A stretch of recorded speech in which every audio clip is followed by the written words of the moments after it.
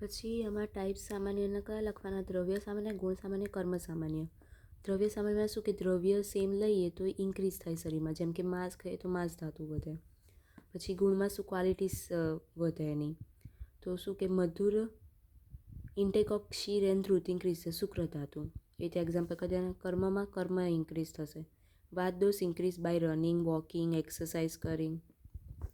એટલે એના ટાઈપ થયા.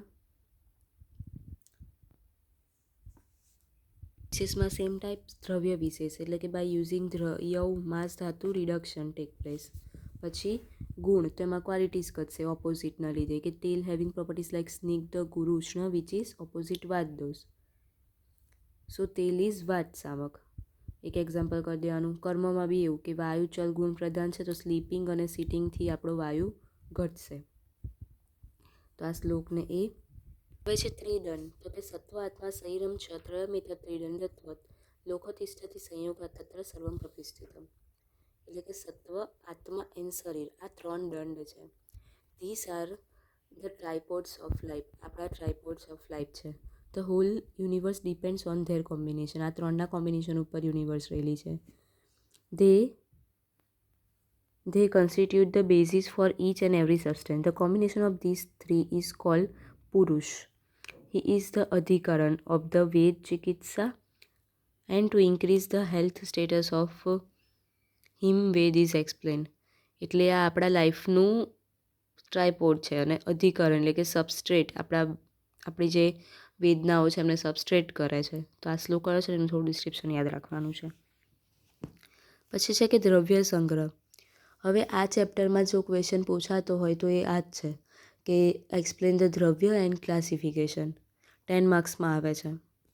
તો પીવીમાં જે રીતે એનું ક્લાસિફિકેશન કર્યું હતું ને એ રીતે મોઢે કરી દેવાનું છે. ખાદીના આત્મા, એમાં જેટલા શ્લોક હતા અને એનું જેટલું ડિવાઈડ થતું હતું એ રીતે કરવાનું છે. પછી અહીંયા આવે છે ગુણ નિર્દેશ. અહીં ખાલી ગુણના નામ બતાવ્યા છે કે સ અર્થ ગુર્વાદયો બુદ્ધિ પ્રયત્ન અંતા પરાદય ગુણા પ્રોક્તા. ધી આર 5 સ અર્થ ગુણ, 20 ગુર્વાદી ગુણ, 6 પ્રયત્નાદિ ગુણ, 10 પરાદી ગુણ.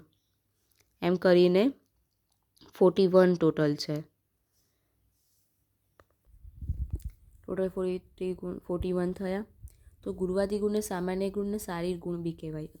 એક્ઝામમાં ચિકિત્સા ગુણ એક્સપ્લેન કરો એવું આવે છે, તો એટલે પરાદી ગુણ.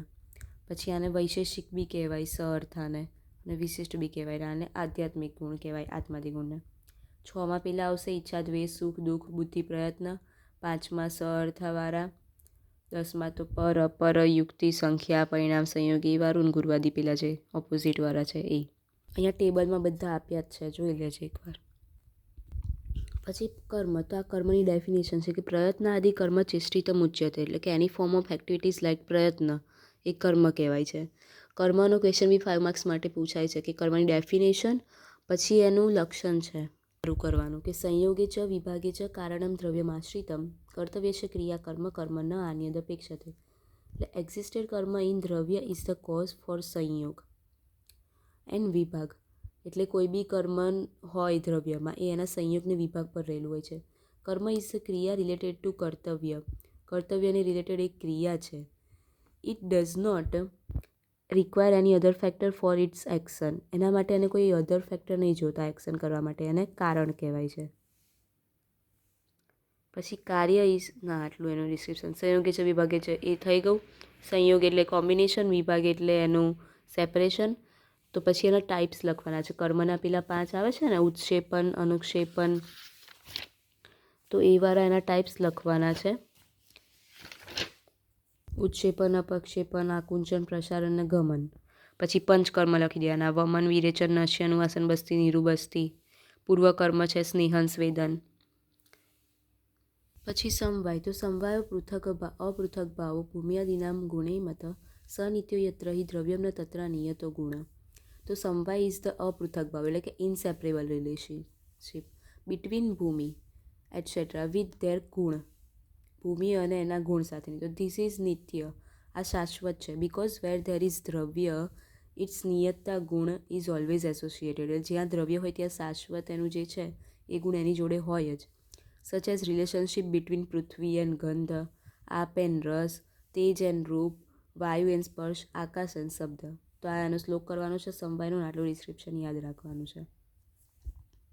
પછી આ દ્રવ્યની ડેફિનેશન છે કે યત્રાચિતા કર્મગુણ કારણમ સમવાયત, ધ વિચ હેવિંગ ગુણ એન્ડ કર્મ ઇન્સેપરેબલ રિલેશનશિપથી રહેલા હોય.